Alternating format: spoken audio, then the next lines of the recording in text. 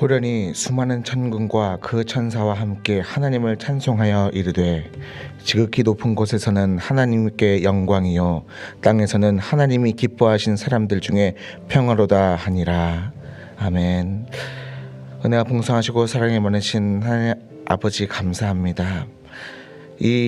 아직 우리 코비드 19의 팬데믹이 끝이지 않았고, 아직 이 땅의 전쟁이 그치지 않았고, 아직 독재적인 정권의 아래에서 많은 이들이 핍박받고 있는 이 어두운 세상에, 그럼에도 주여 오늘 이 해에, 이 올해에도 여전히 이 크리스마스가 다가왔습니다.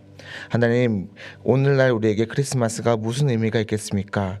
하나님, 그것은 그럼에도 하나님, 이 어두운 이 모든 과정 가운데에, 이 상황 가운데에 하나님, 그럼에도 주의 빛을 받고 하나님, 그 빛을 선포하라 하는 하나님의 명령이 여기 있기 때문이로 우리는 믿습니다. 주님, 교회의 부르심을 입은 자들에게 세상의 빛과 세상의 소금이 어떤 일을 하게 되는지를 다시 깨달아 알게 하여 주옵소서. 하나님, 귀 있는 자들은 성령이 교회들에게 하시는 말씀을 듣게 하여 주옵소서. 감사합니다. 예수님의 이름으로 기도드렸습니다. 아멘. 어제는 우리가 크리스마스 이브로 우리 정오에 같이 우리 사토 플레이스에 있는 우리 홈리스 친구들과 같이, 우리 이웃들과 함께 크리스마스 성탄을 잘 보냈습니다. 박건웅 선교사님의 인도 아래 저희가 서포트하는 형식으로 우리가 지원했는데, 참 그럼에도 불구하고 선물도 다 나가고, 모르겠어요. 핫도그도 다 나가는지 모르겠는데 많이 썼는데 그래 다 나갔습니다. 정말 감사 드리고요. 저는 정말로 우리 성도분들, 솔직히 말하면은 제가 몇 분들은 너무 힘들 것 같아요, 너무 뭐 할 것 같아요 라고 말씀을 자꾸 들어서 저는 솔직히 걱정이 좀 됐는데, 너무 잘하세요. 섬김이심이 사실 죄송한 말씀이지만은 그런 사역할 때 앞서서 살짝의 엄살이라고 할까요? 그래서 그런 게 있었던 것 같은데 너무 잘하셨어요. 제가 다시 봤어요. 그래서 사람이 말만으로 판단할 수 없고 정말로 이 행실을 통해서 판단해야 되는구나, 그리고 그것은 사람의 눈으로 판단할 게 아니라 하나님께서 판단하셔야 되는구나 하는 생각이 들었어요. 제가 다시 배웠습니다. 그걸 보면서 내가 뭘 하는 게 아니라 우리 성도분들께서 홈리스 친구들을 이렇게 섬겨주시고 그들과 함께 예배를 같이 인도하시는 그런 부분을 볼 때, 이게 크리스마스지, 이게 아니면 뭐가 크리스마스겠는가 하는 생각이 들었습니다. 네, 너무 감사드리고요. 그럼에도 다시 한번 기도할 것은 앞서 기도를 했지만은 저는 저에게 있어서 인권이라 하면 예배를 드릴 수 있는 권리라고 생각을 하거든요. 근데 우리는 이렇게 예배를 드리지만 저 이북에 계신 분들은 사실은 감히 크리스마스에 키역제도 꺼내지 못하는 그런 현실이 있습니다. 뿐만 아니라 우리 중동 국가라든가 여러 박해받는 지역에 있는 많은 이들에게도 이 날짜 변경상을 지나서 어제든가 오늘이든가 이렇게 크리스마스였겠지만은 참 그들이 크리스마스를 예배를 할 수 없는, 가까이 있는 중국도 있겠죠. 그렇게 하지 못하는 현실이 있는데 우리 그들을 위해서도 같이 기도하는 시간을 가졌으면 좋겠습니다. 하나님, 그들의 위로가 되어 주옵시고 이 크리스마스의 진정한 의미가 그들 마음 가운데에 있게 해달라고 우리 같이 중보하는 마음으로 기도하시겠습니다. 하나님, 감사합니다. 우리에게 뜻깊은 크리스마스를 우리에게 주셔서 감사합니다. 우리 이웃과 함께 하나님, 우리가 적은 시간이지만 그들과 함께 메리 크리스마스를 외칠 수 있었던 것이 너무나 감사합니다. 이 기쁨의 시간도 있었지만은 우리가 다시 기도하기를 원하는데, 하나님, 하나님과 반대되는, 하나님을 반대하고 안티하는 그 독재 정권들로 인해서 박해받는 우리 그리스도인들을 우리가 기억합니다. 그들이 그들을 가운데에 다니엘이고 그 느부갓네살 아래에서 하나님 박해가 받고 있는 그 과정이 있습니다. 하나님, 그들의 위로가 되어 주옵소서. 우리가 이 날을 빌어서 다시 그들을 기억하기 원하며 그들을 위해서 중보하기 원합니다. 하나님 이북에서도 크리스마스가 그들에게도 하나님이 진행되기 원합니다. 그들에게도 뜻깊은 날이 되기 원합니다. 저 중동에서도 그렇게 되기 원합니다. 하나님 저 일본에서도 중국에서도 저 미얀마에서도 하나님을 알지 못하는 그 어떤 국가를 할지라도 선교사님들을 통해서 하나님께서 그 아들을 보내심을 기뻐하기 원합니다. 우리에게 그들에게 우리 이 지구상 모든 이들에게 위로가 되게 하여 주옵시고 구주가 나심을 기뻐하게 하여 주옵소서. 우리가 하나님 해야 될 것이 하나님 그들을 위해서 중보하기 원합니다. 하나님 그들에게 깊은 의미에 하나님 주님의 나심을 기뻐하는 날이 되기 원합니다. 주여 그런 것을 중보할 수 있도록 우리의 마음을 다시 세워 주옵시고 하나님 주님께서 우리 모든 이들에게 함께하여 주옵소서. 감사합니다. 예수님의 이름으로 기도드렸습니다. 아멘. 오늘 하나님께서 우리에게 주신 말씀은 요한복음 1장 9절에서 18절 말씀입니다. 신약성경 요한복음 1장 9절에서 18절 말씀입니다. 저희가 한 목소리로 합독하겠습니다. 참 빛 곧 세상에 와서 각 사람에게 비추는 빛이 있었나니 그가 세상에 계셨으며 세상은 그로 말미암아 지은 바 되었으며 세상이 그를 알지 못하였고 자기 땅에 오매 자기 백성이 영접하지 아니하였으나 영접하는 자 곧 그 이름을 믿는 자들에게는 하나님의 자녀가 되는 권세를 주셨으니 이는 혈통으로나 육정으로나 사람의 뜻으로 나지 아니하고 오직 하나님께로부터 난 자들이니라. 말씀이 육신이 되어 우리 가운데 거하심에 우리가 그의 영광을 보니 아버지의 독생자의 영광이요 은혜와 진리가 충만하더라. 요한이 그에 대하여 증언하여 외쳐 이르되 내가 전에 말하기를 내 뒤에 오시는 이가 나보다 앞선 것은 나보다 먼저 계심이라 한 것이 이 사람을 가리킴이라 하니라. 우리가 다 그의 충만한 데서 받으니 은혜 위에 은혜로라. 은혜는 물새로 주어진 것이요 은혜와 진리는 예수 그리스도로 말미암아 온 것이라. 본래 하나님을 본 사람이 없으되 아버지 품속에 있는 독생자인 하나님께 나타나셨느니라. 아멘. 오늘은 요한복음 1장 9절에서 18절 말씀을 중심으로 왜 하나님은 말씀은 육신을 입으셨는가라는 제목의 설교로 은혜를 나누겠습니다. 이 설교 제목에도 모티브가 있죠. 초대 교부 안셀름이라는 교부가 있는데 그분이 먼저 조직신학책을 만들었는데 왜 하나님은 사람이 되셨는가라는 라틴어 언어의 조직신학을 했습니다. 저는 그 제목만 들어도 너무 은혜가 됐었어요. 왜 하나님은 사람이 되셨을까? 그래서 오늘 제목을 이렇게 땄습니다. 신약 성경에는 마태, 마가, 누가, 요한 4명의 기록자가 예수님의 복음을 쓴 사복음서가 있습니다. 이 사복음서는 4명의 기록자 사도의 혹은 저술가의 그 개성이 다른 것처럼 관점이 조금씩 다른 것처럼 예수님의 나심에 대한 접근도 다양하지요. 마가복음에서는요 어떻게 됐을까요? 예수님이 어떻게 나셨는지 아십니까? 없어요. 없습니다. 예수님의 나심인 예수 그리스도의 복음의 시작이라 하면서 바로 세례 요한이 나와요. 세례 요한의 선포가 나옵니다. 그거 자체가 사실은 메시지이기도 하지요. 또 마태복음은 이 마가복음의 부족함을 채웠어요. 그런 의미에서 사실 저는 이건 솔직히 신학인데 성경 신학 중에 저는 마가 우선서를 좀 저는 지지를 하거든요. 마태복음이 우선적으로 쓰였느냐 마가복음이 우선적으로 쓰였느냐 이런 논쟁이 좀 있는데 저는 있던 것을 없게 만드는 것은 그건 좀 힘든 일이다. 마가복음이 먼저 쓰여졌고 그 다음에 마태와 누가가 보충을 해줬다. 이렇게 저는 저희 신학 교수님이 계셨고 말씀하셨고 저도 그걸 좀 지지를 합니다. 그렇다면 마태는 마가복음에 부족한 점을 채워넣었어요. 그래서 예수님의 나심이 됐어요. 마태에 의한 예수님의 나심은 무엇입니까? 맨 처음에 아브라함과 다윗의 세계라 하면서 나오잖아요. 예수님은 어떻게 나오신 거예요?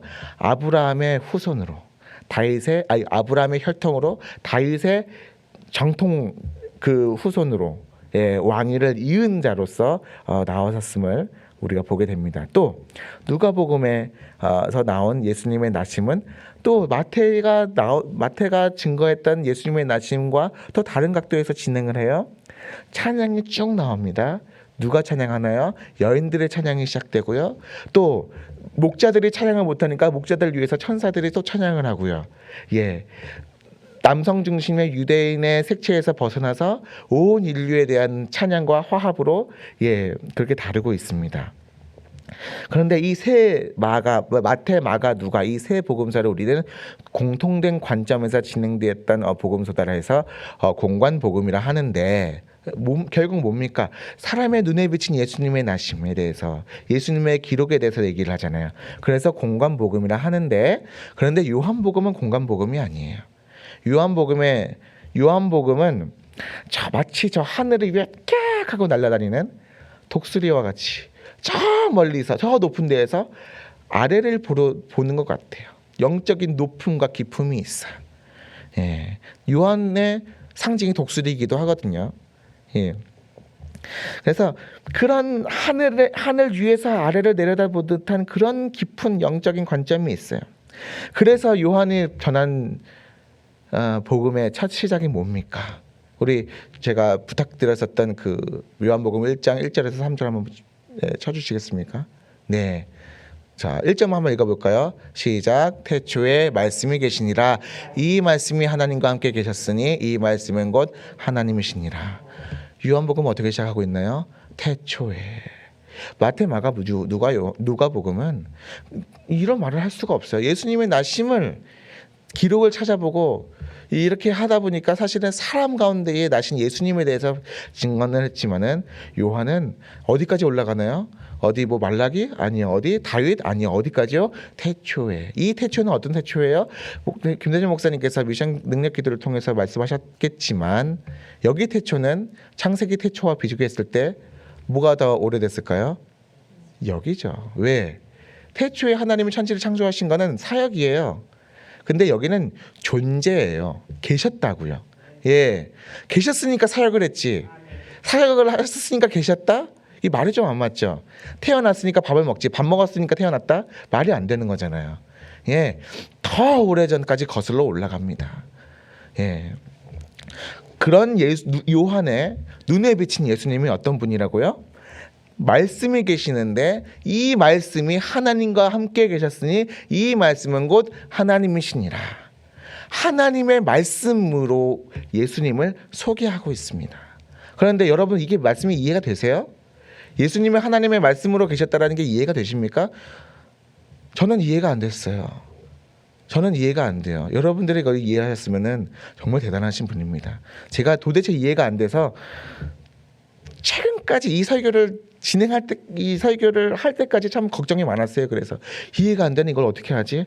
하다가 간신히 이해가 된 거예요. 그걸 좀 나누고자 한다면 우리의 생각을 바꿔야 되는 거죠. 우리는 말이라는 게 뭐예요? 언어라는 거는 입에서 마음으로 생각하지만 입에서 파동이잖아요. 그렇죠? 에너지가 나오는 거예요. 사람에게 들리는 게 언어예요. 커뮤니케이션이에요. 그렇죠? 우리는 그렇게 이해하는데 유대인은 그게 아니라는 거예요. 유대인은 이 하나님의 말씀이라는 것은 어떤 계시이고 이런 건데 어떤 의인화된 어떤 존재라고 생각을 했어요. 유대인들은. 그래서 잠언을 보시면 잠언에서 솔로몬이 뭐라 얘기합니까? 지혜가 광장에서 부른다 그러잖아요. 지혜를 뭐라고 표현합니까? 사람으로 표현을 해요. 잠언에 두 여인이 나와요. 어떤 여인이 나와요? 7장에 음란한 여인이 나와요. 또 31장에 누가 나와요? 현숙한 여인이 나와요. 이게 뭔 의미예요? 지혜를 가지지 못한 사람은 저 음란한 여인과 같아. 예. 또 지혜를 가진 사람은 현숙한 여인과 같아. 지혜를 사람처럼 묘사를 하죠.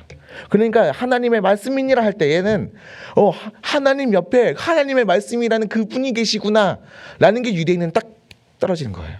우리는 그거를 초월하지 못하는 거예요. 그거를 유대인의 그 생각을 뛰어넘지 못하기 때문에 이게 그냥 주석을 찾아도 이해가 안 되는 거예요. 예.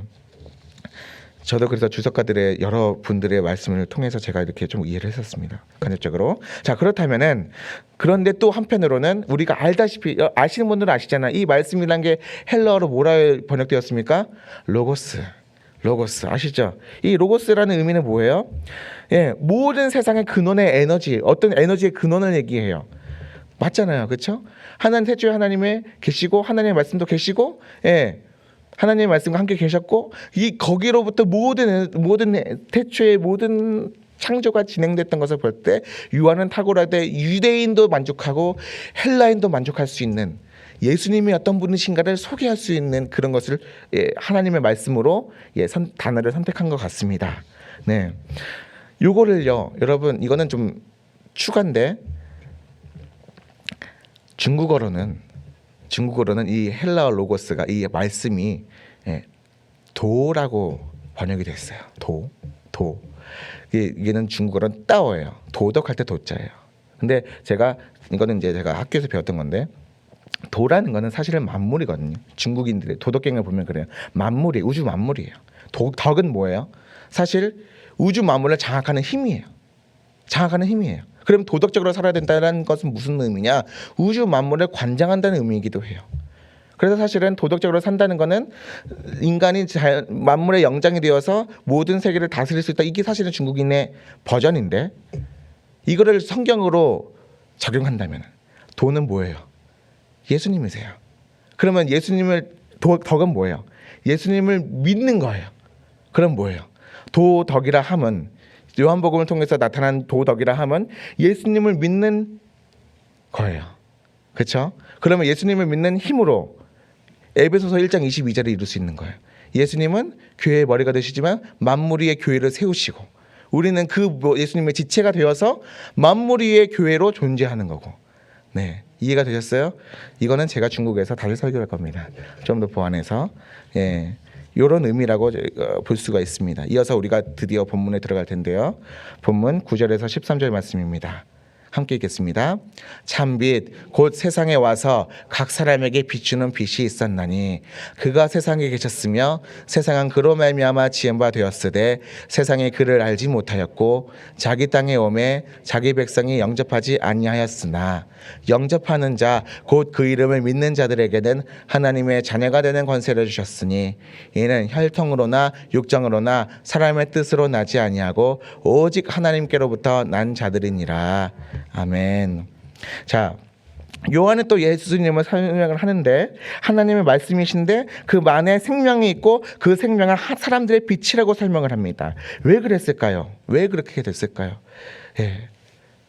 우리가 이사야를 이해하면 사실은 이것을 쉽게 얘기해요. 이사야를 하나님께서 보내세요. 너가 눈이 있어도 보지 못하고 귀가 있어도 듣지 못하는 그들에게 내가 보낸다 라고 얘기를 해요. 우리가 이렇게 선포를 하고 우리가 불신자들에게 전도를 하는 것도 마찬가지예요. 그들이 눈이 있으나 보지 못하고요, 귀가 있어도 듣지 못해요. 뭘 보고 뭘 듣지 못합니까? 자연 만물은 보는데 자연 만물을 지으신 하나님을 보지 못하고요, 자연 만물을 보는데 그것을 빛이 있으라 뭐가 있으라고 말씀하신 그 하나님의 말씀을 듣지 못한다는, 하나님의 음성을 듣지 못한다는 것라는 겁니다. 네. 그런데 우리가 알다시피 이건 영적인 의미인데, 참 예수님이 빛이 되셨다는 것은 영적인 의미인데, 여기에 불을 다 끄면 여러분 뭐가 보이겠습니까? 뭐가 보일까요? 보이지가 않아요. 보이지가 않습니다. 제가 주일학교에 설교를 할 때 이 창세기 1장 1절을 얘기할 때 이래요. 여러분 아린이 여러분 눈 감아 보세요. 눈 감았어요. 여러분 뭐가 보이세요? 안 보여요. 뭐해요? 그래요. 그러면 그게 창세기 1장 2절이에요. 깊은 어둠이에요. 흑암이에요. 그때 예수님 하나님께서 말씀하셨어요. 빛이 있으라. 마찬가지예요. 요한이 지금 뭘 얘기하는 거예요? 창세기 1장 1절보다 더 오래 어롱타임어그로 넘어가서 지금 빛이 있으라를 하나님께서 다시 말씀하시는 거예요. 그 흑암이 어둠과 깊은 흑암이 있는 그 가운데 창세기 1장 3절 4절에서는 빛이 있으라 말씀하셨고, 하나님은 이제 하나님의 말씀을 육신을 입게 하셔서 빛이 있으라, 빛이 되어라. 그들에게 어두운 눈이 있어도 보지 못하는 이들에게, 귀가 있어도 듣지 못하는 그들에게 하나님의 말씀이 육신을 입게 하셔서 그들에게 빛이 되게 하라 라고 하신 거예요. 네, 참 감사합니다. 이 깊은 지금 시간 관계상 되게 짧게 끝내야 되는데 본문을 되게 짧게 지나가고 있어요. 네, 그렇게 해서 그 빛을 본 사람들은 예수님을 통해서 하나님을 보게 되어서 하나님의 자녀가 되는 권세를 얻게 되니까 이게 뭐예요? 생명이에요. 영생이에요. 이해하셨어요? 예. 그 안에 참 빛이 있는 그 생명이 있는데 그 생명은 참 빛이라. 이해하셨어요? 하나님의 말씀이 육신을 입어서 이 땅 가운데 온 것은 우리 눈이 어둡고 귀가 어두운 자들에게 밝게 그 눈이 뜨여지고 귀가 열리는 빛이 되게 하시기 위함인데 그 빛을 통해서 우리가 뭘 보게 됩니까? 아버지 하나님을 보게 되고 아버지 하나님에게 자녀가 헐벗게 되는 그 권세를 얻게 되어서 영생에 이르게 되었다. 요게 지금 요한복음 1장 4절입니다. 그 안에 생명이 있었으니 이 생명은 사람들의 빛이라. 요거였습니다. 그래서 사실은 우리가 여러분 성경에 나오는 기적들을 보실 때에 많은 기적들이 있지만은 특히 소경을 눈을 뜨는 그 기적을 주목하여 보시기 바랍니다. 또 귀머거리의 귀가 열리는 이사야를 통해서도 사실 그 얘기가 있었잖아요. 그리고 예수님께서 말씀하셨잖아요. 세례 요한이 예수님 지금입니까? 당신이 바로 그분이십니까? 감옥 가운데 자기 스스로가 의심이 되는 그런 상황 속에서 예수님은 말씀하시잖아요. 눈먼 자가 눈을 보게 되고 앉은 병이가 일어나게 되고 하나님의 그때가 바로 지금이다 말씀하신 거예요. 그래서 하나님의 말씀이 육신이 되었다고 합니다. 14절에서 18절 말씀 같이 읽겠습니다. 시작. 말씀이 육신이 되어 우리 가운데 거하심에 우리가 그의 영광을 보니 아버지의 독생자의 영광이요 은혜와 진리가 충만하더라. 요한이 그에 대하여 증언하여 외쳐 이르되 내가 전에 말하기를 내 뒤에 오시는 이가 나보다 앞선 것은 나보다 먼저 계심이라 한 것이 이 사람을 가리킴이라 하니라. 우리가 다 그의 충만한 데서 받으니 은혜 위에 은혜로라. 율법은 모세로 말미암아 주어진 것이요 은혜와 진리는 예수 그리스도로 말미암아 온 것이니라. 본래 하나님을 본 사람이 없으되 아버지 품속에 있는 독생하신 하나님이 나타나셨느니라. 아멘. 여기서 아까 우리가 얘기했지만 말씀이 육신이 된 이야기는 결국 그것 때문이라 말씀하셨죠. 눈이 보이지 않는 귀가 들리지 않는 그들에게 빛이 되셔서 우리 가운데 거하신 거예요. 그러나 이 거하심은 모세의 율법이 나와요. 모세의 율법도 사실은 빛이에요. 이 성경이 우리에게 하나님은 우리를 창조하시고 우리를 구원하신 분이라 하고 우리에게 다가오는 우리가 읽어야 하는 빛이에요. 그런데 모세의 율법만으로는 온전하지 못해요. 이 빛을 우리가 받아들이지 못해요. 그래서 요한 뒤에 오시는 그 예수님은 은혜와 진리로서 우리에게 하나님의 하나님이심을 우리에게 비춰주신다. 이렇게 말씀을 하시는 겁니다. 그렇습니다. 조금만 더 할까요? 예수님께서 하나님의 말씀이신 예수님께서 육신을 입으신 것은 사실 우리를 위해서 낮추심이기도 하거든요. 하늘 보좌 버리고 이 땅에 오셨잖아요. 버리고 오셨잖아요.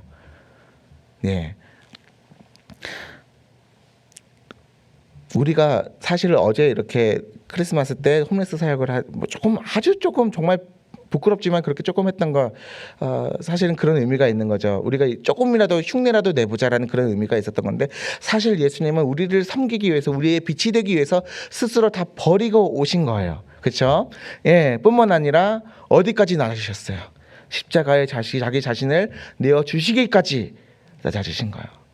하나님은 말로만 하시는 하나님이 아니세요. 하나님의 말씀에 물론 능력이 있으시지만은 하나님의 말씀을 우리가 믿는 이유는 그 말씀이 반드시 이루어지시기 때문에 우리가 믿는 거예요. 맞죠? 그러면 하나님의 말씀이 어디까지 이루셨어요?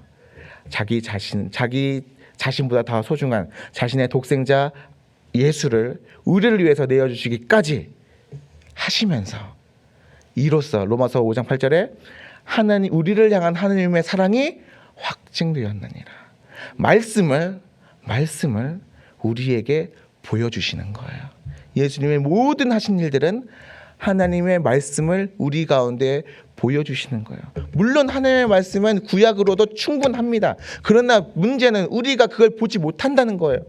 그래서 하나님은 자기의 아들을 우리에게까지, 우리보다 더 낮은 존재로까지 낮추셔서까지 자신의 사랑을 말씀하신다는 겁니다. 그렇다면 말씀을 맺겠는데요. 그렇다면 그 빛을 얻어서 하나님의 자녀가 되는 권세를 얻은 우리는 여기서 만족해야 될까요?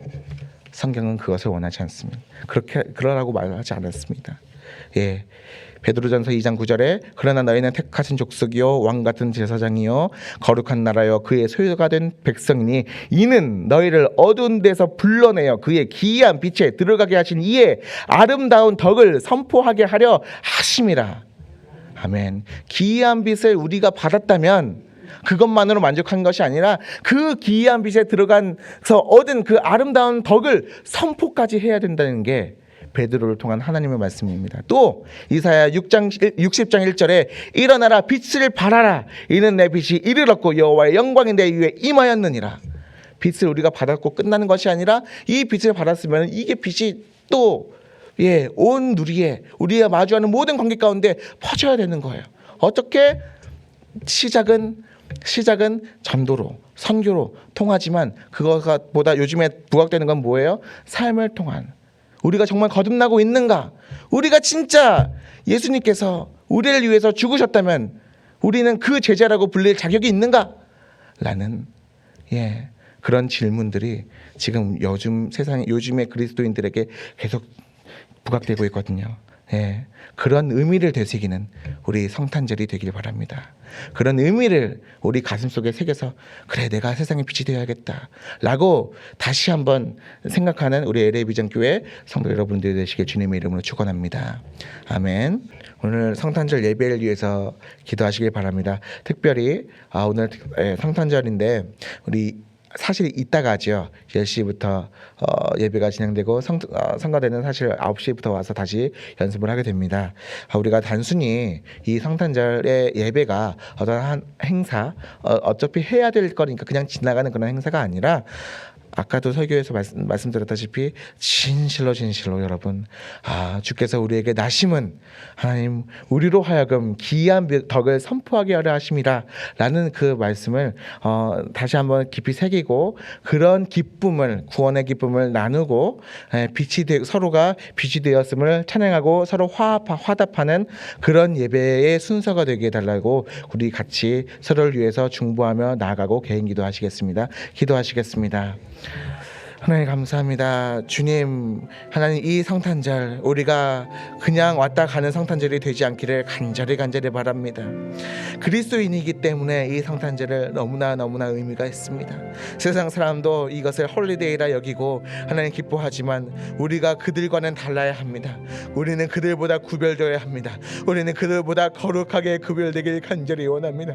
우리를 위해 친히 육신을 입으셔서 우리 가운데 오셔서 빛이 되어셔서 우리를 위해 죽기까지 순종하신 우리를 위해 죽기까지 스스로 나아지신 하나님의 말씀 하나님의 아들을 우리가 바라볼 때에 우리도 이와 같이 아름다운 하나님 덕을 선포하기 원합니다. 기이한 빛에 들어온 우리가 이제 그 아름다운 덕을 선포하기 원합니다.